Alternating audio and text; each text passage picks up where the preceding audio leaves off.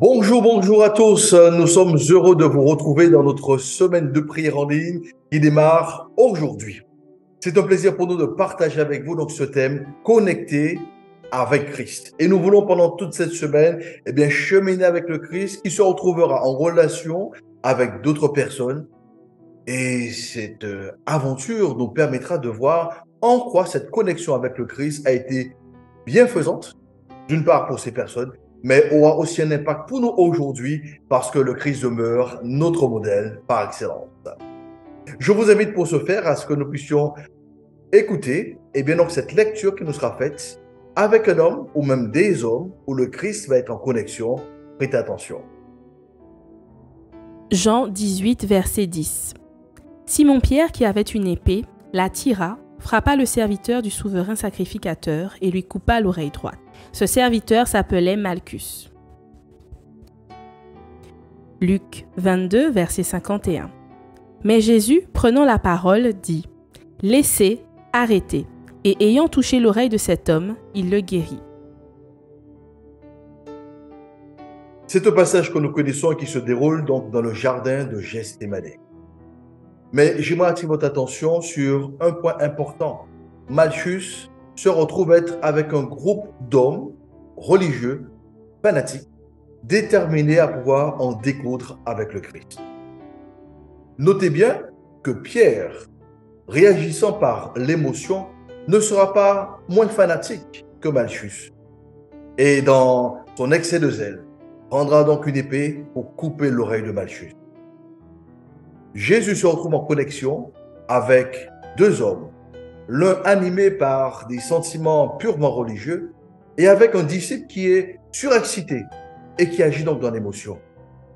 Le Christ nous enseigne de par sa connexion avec Malchus et Pierre que nous avons besoin d'apprendre à être des hommes et des femmes qui marchent dans une spiritualité et dans des principes bibliques. Connecter avec Christ, c'est devenir non pas des hommes religieux ou des hommes fanatiques, mais connecter avec Christ et devenir un homme, une femme qui est imprégné donc des valeurs du royaume de Dieu et qui le vit au quotidien. L'amour du Christ permettra à ce qu'il puisse tout simplement guérir l'oreille de Malchus et lui permettre de continuer son existence comme Dieu le lui a permis depuis sa naissance.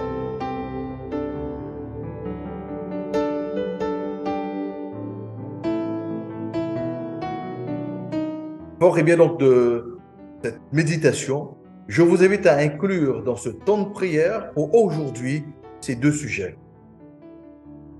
Sonne-moi, ô Dieu, et connais mon cœur. Regarde si je suis un homme ou une femme religieux ou religieuse. Regarde si je suis fanatique. Et si tel est le cas, je te prie de changer mon cœur et de m'amener à être un disciple de Christ, à penser et à agir comme toi. En deuxième sujet de prière, demandons au Seigneur à ce que nous puissions véhiculer le caractère de Christ partout où nous passons, quels que soient les tempéraments, les personnalités auxquelles nous pouvons faire face aujourd'hui. Donne-nous, Seigneur, d'être comme Jésus, connecté avec le Christ, apportant la guérison, une parole de consolation, un encouragement, mais permettant à celui qui est en face de moi de repartir avec l'empreinte d'une connexion avec Christ.